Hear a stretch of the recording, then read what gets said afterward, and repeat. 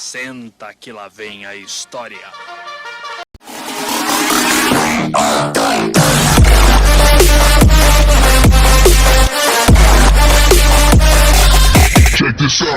Fala galera, beleza? Hoje trago aqui como os jogos usam morte e violência para falar sobre a vida. Já deixa seu like no vídeo galera, para sua dose de notícias e entretenimento diárias. Já assistiu aos nossos novos vídeos no YouTube? Inscreva-se no nosso canal. Você já contou quantas pessoas já matou nos videogames? É provável que não, afinal, nós precisamos fazer de tudo para chegar a um determinado ponto ou para cumprir um objetivo específico, e isso inclui matar quem tenta nos impedir. Afinal, os videogames banalizam a morte e o ato de matar. Antes de começarmos a discussão, permita-me fazer um adendo. Meu objetivo não é discutir a moralidade dos videogames, nem cair na farjutice de que jogos deixam as pessoas violentas. Estamos cansados de ver estudos e pesquisas científicas apontando que não há evidências que relacionem games diretamente com atos violentos. Quero apenas propor uma reflexão sobre como matamos sem pensar, principalmente NPCs, personagens não jogáveis, e como alguns games têm tentado fazer com que nós pensemos sobre isso. Roda a matéria, vai! A morte sempre foi uma mecânica presente nos games, seja pelas vidas extras, pelas telas de game over ou pelos inimigos derrotados. Mas raramente sentimos nada por isso. Os personagens simplesmente desaparecem do cenário, ou dão respawn e tudo começa de novo. Agora, a morte deixa de ser uma mecânica para se tornar um tema central da narrativa. Isso já acontecia em games indie, como The First Tree, de David Ville, To The Moon, da Fredbeard Games, e Last Day of June, da Ubosonico. Mas agora passou a acontecer em games AAA, ou seja, jogos com grandes orçamentos, como The Last of Us Part 2. Sem falar em jogos Souls-like, em que o jogador provavelmente morrerá inúmeras vezes no mesmo desafio, e nos jogos Permadeath, em que a morte é permanente. Existe uma relação interessante do jogador, e da sociedade como um todo, com a morte, pois não sabemos lidar com ela, diz Lívia Cienza, doutoranda em psicologia pela Universidade Federal de São Carlos, UFSCar. Ela estuda o impacto dos videogames na formação da empatia e da violência em crianças. Temos uma fissura, um certo fascínio pela morte e pela violência. Sentimos medo de morrer e do que vem depois disso. A pesquisadora lembra também que a maior parte dos grandes lançamentos tem mecânicas baseadas em armas. Para ela, essa é uma herança do próprio estilo de vida dos Estados Unidos, país que tem uma cultura de conquista de povos, de terras através da força bruta, diz. Os heróis dos filmes que consumimos também usam da violência para conquistar a paz, por exemplo. Esse padrão, no entanto, se ressignifica gradualmente em uma via de mão dupla. Spiritfarer e o amadurecimento da indústria e dos desenvolvedores. A indústria dos games, desde o começo, se importa com os homens jovens, em geral. Eles tendem a ser mais violentos em suas vidas, a se distrair matando pessoas, e eu digo isso sendo um homem jovem, disse Nicholas Guerm, diretor criativo da Thunder Lotus, em entrevista ao Demis Games. O estúdio lançou em 2020 o jogo Spiritfarer, em que você ajuda espíritos a realizarem seus últimos desejos antes da morte. É a única abordagem. Precisamos superar um desafio, em seguida, confrontá-lo a partir de uma perspectiva de violência física. Ele acredita isso a alguns fatores. O primeiro é o amadurecimento. Conforme envelhecemos, tendemos a diminuir essa vontade de destruir coisas, esse impulso violento, diz. O segundo é o amadurecimento e diversidade crescente da própria indústria. Nós temos muito mais mulheres, pessoas com outras origens e culturas jogando e criando jogos. A violência ainda pode ser um meio para um fim, mas é apenas uma das maneiras pelas quais podemos nos distrair. Há outras formas possíveis de criarmos essas experiências. E quais jogos utilizam dessas outras formas? Nicholas cita alguns títulos que conversam com ele, como Disco Elysium. É um jogo ainda adulto, com um tom político, personagens divertidos e uma experiência profunda. E tudo que você faz é selecionar opções de diálogos.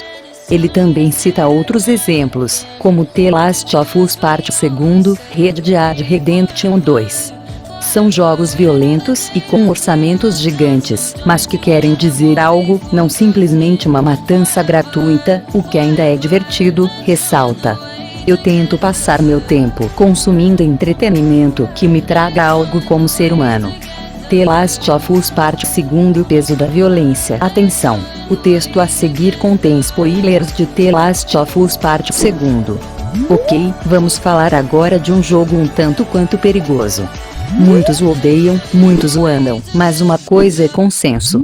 The Last of Us Parte 2, da Naughty Dog, tenta fazer o jogador sentir o peso de cada decisão feita, além de empatia ao colocá-lo no controle de Abby.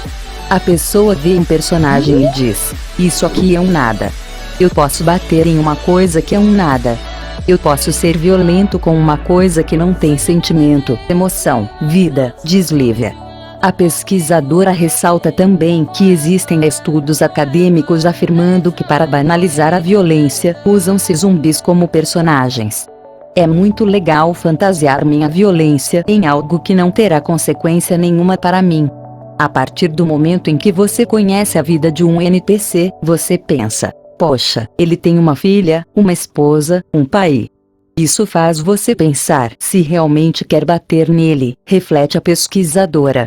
E isso é pior ainda com zumbis. É exatamente o que acontece com a relação entre ele e Abby.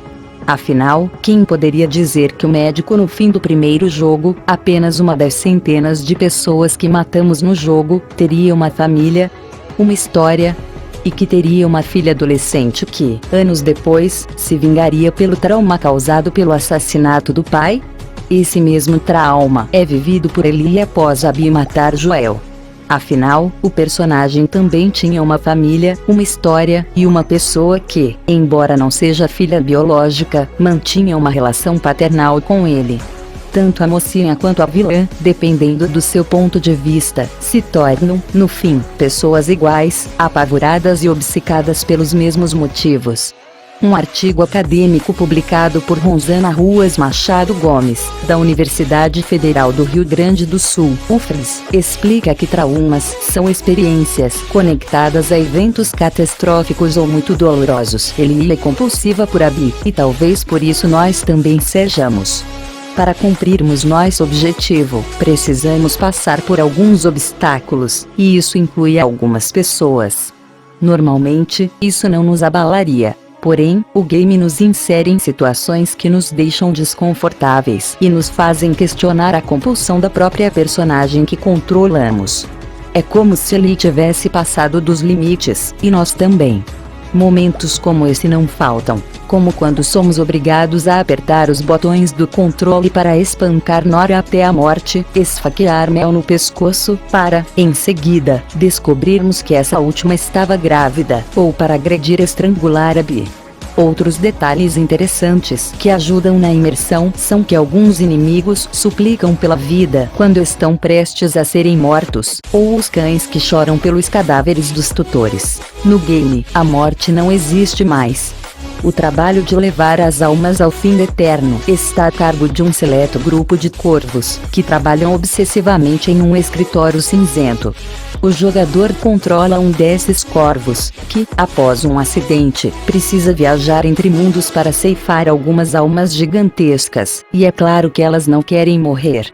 O que me chamou a atenção no game é que, após cada batalha contra um chefão, você participa de um funeral. Estão presentes o coveiro e algumas das pessoas mais próximas ao vilão.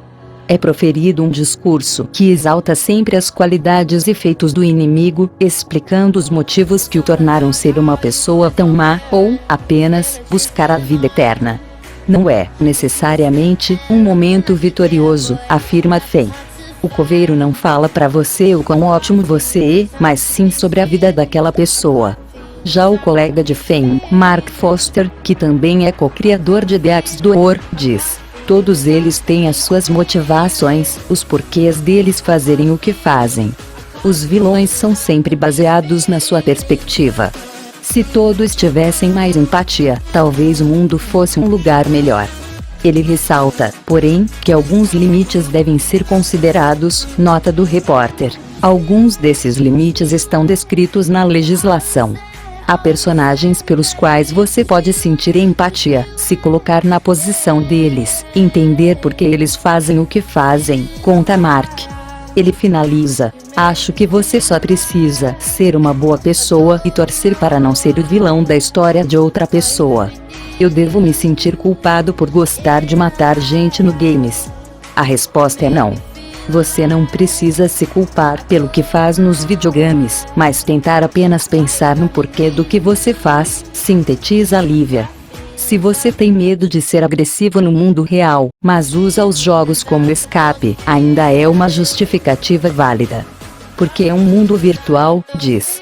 A pesquisadora ainda faz um paralelo dos videogames com um sonho. Você se sente mal por sonhar algo que seria socialmente inaceitável? Questiona. Tem gente que sim, e tem gente que pensará que foi apenas um sonho. O jogo tem essa mesma função para algumas pessoas. Ou seja, não se sinta culpado, hipócrita ou um assassino impiedoso ao matar um zumbi ou um NPC qualquer. Não é como se estivéssemos prestes a criar os direitos dos NPCs. São nossas formas de escapar para um mundo virtual, em que nos projetamos em outros personagens, histórias e contextos, e todos nós gostamos disso. O foco deveria ser uma pessoa consciente, e ser um jogador consciente. Mas sem culpa. Gostou do vídeo? Então deixe seu joinha. Se inscreva no canal, deixe seu like e ative o sininho de notificação para receber todos os nossos vídeos. Deixe seu comentário para sabermos o que você achou da publicação. Não perca nada, para isso, deixe um joinha e se inscreva no meu canal. Compartilhe meus vídeos nas suas redes sociais para me ajudar a divulgar o meu canal. Denis Games.